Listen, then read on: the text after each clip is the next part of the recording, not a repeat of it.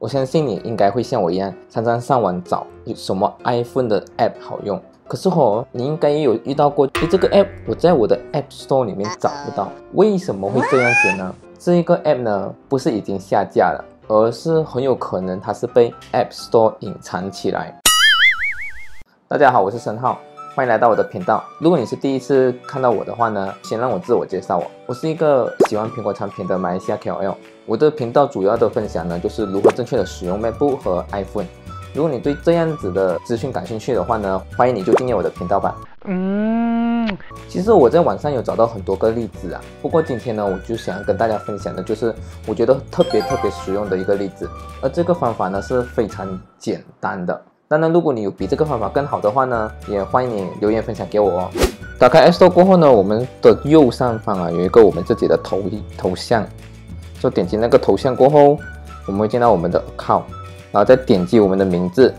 这里呢我们就有 country 或者是 region， 所以我们点击那一个，然后这里呢我们再选择 change country or region， 这里我们就有其他国家的选择哦。因为我是 Malaysia， 所以我by default 勾的那一个地方是 Malaysia。这里我想要导入中国的 app， 像是哔哩哔哩啊、王者荣耀啊、剪映啊这些东西，所以我这边呢我就会选 China Mainland， 然后再 Agree， 就是同意这一个 Term and Condition。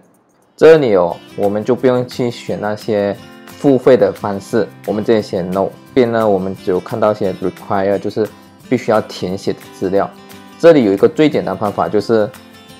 选个 dash。postcode 呢一定是要 number 的，所以我们就要填写6个 number， 然后之后就按 next， 就再按多一次 done。这里呢，它就会把我的 account 刷进去中国的，所以我可以看到的都是中国的 app。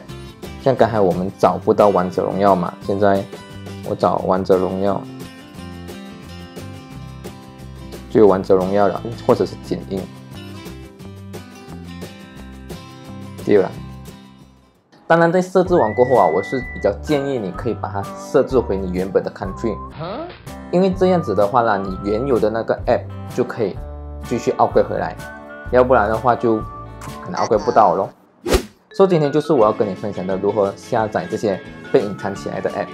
如果今天的影片对你有所帮助的话呢，欢迎给个赞，也分享给你的朋友，也许他们刚好就需要这样子的资讯。同样的，我相信一定有很多是你知道而我不知道的使用小技巧，不管是 iPhone 还是 MacBook 都好，我也欢迎你分享给我。如果你在使用 iPhone 或者是 MacBook 上遇到什么样的问题的话呢，欢迎你留言分享给我，我们可以一起讨论哦。